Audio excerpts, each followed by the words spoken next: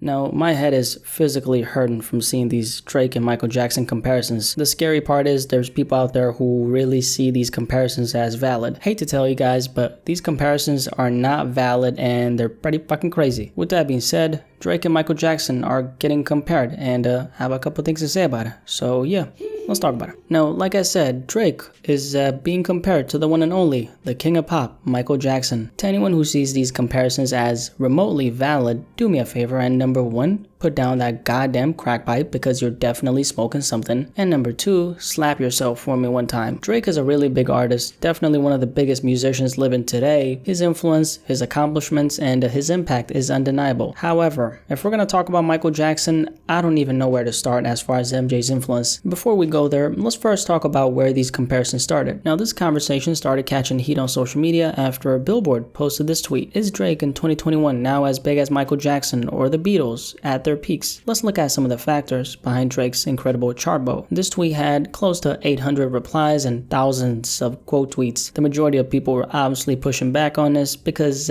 common sense. This tweet started a ripple effect of a bunch of people tweeting about Michael Jackson and the influence he had on not just music, but the world in general. So everybody and their mama came out and said, man, we're not going to compare Drizzy to MJ now. Come on, delete, delete, delete, delete, delete. Now, Billboard's tweet was actually a link to an article they wrote about a week ago. In this article, they, like in their tweet, compare Michael Jackson's accomplishments to Drake's accomplishments, and specifically some of the records he broke recently with Certified Lover Boy. For 37 years, a Billboard Hot 100 record first set by Michael Jackson for most top 10 hits on his same album, with 7 racked up by his 1982 album, Thriller, had never been bested. The article continues and says, and for 57 years, a Hot 100 record set by the Beatles, as the first and the only act to sweep the top 5 in 1 week, had never been tied. But now, extra room next to each record must be made in the history books for Drake, whose Certified Lover Boy launches tracks onto each of the Hot 100's top 5 positions, and 9 of its top 10, breaking MJ's old record and tying the Fab Force. The album also moves 613 equivalent album units, that's Certified Lover Boy. Does that mean that Drake in 2021 is now officially as big as Michael Jackson or the Beatles at their peaks? They ask in the article and continue with, well, maybe not, but let's look at some of the factors behind Drake's incredible chart bow this week. Now, I'm not going to go through the rest of the article because it really has nothing to do with Michael Jackson, but more with Drake's accomplishments. MJ's name is obviously mentioned as a form of clickbait, which I have nothing against. I mean, I've clickbaited the hell out of you guys and you keep on coming back, so don't even think about complaining. Nowhere in the article do they actually explicitly state that Drake is actually bigger than Michael Jackson, by the way. As a matter of fact, in the last part I read, like you heard, they specifically said, well, maybe not. Like they said in the article though, it is true. Drake has now, with Certified Lover Boy, broken some records MJ held for a very long time. Definitely not surprising. This new generation of music we're all part of is heavily streamed and dominated. Breaking records for this generation of artists has never been easier due to streaming. I mean, music nowadays is just so easily accessible thanks to digital streaming services. All you need is a Spotify subscription and you literally have all the music in the world right at your fingertips. And that's something that was obviously non-existent when Michael Jackson was, for example, taking over the world back in the 80s. With that in mind, Thriller by Michael Jackson, one of the biggest albums of all time, which dropped in November 1982, was selling 1 million copies every single week worldwide. So it didn't sell 1 million 1 week and then instantly went down numbers wise. The album was doing 1 million every single week for a period of time. And by March 1984, 1 year and 3 months into the project being out, the album has sold more than 30 million copies worldwide. This was a time when there was no social media. There was no promote your album on Instagram. This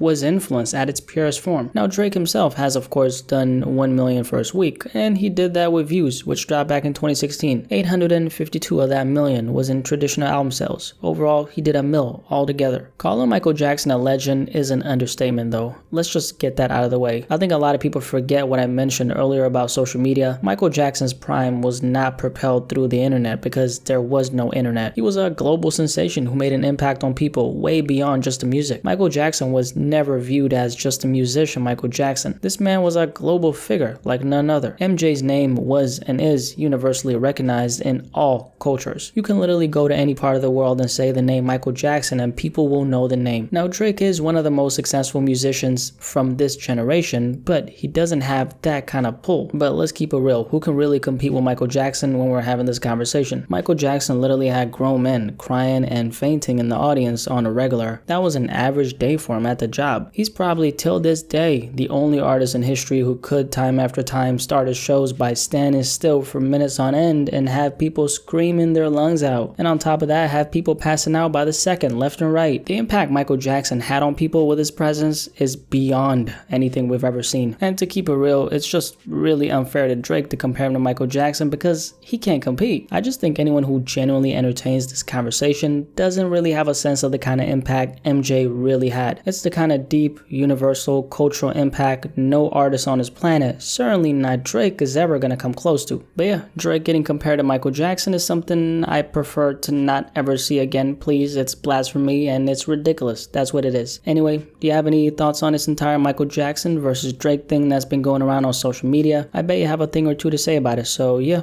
definitely let me know in the comment section below and let's have a discussion about this.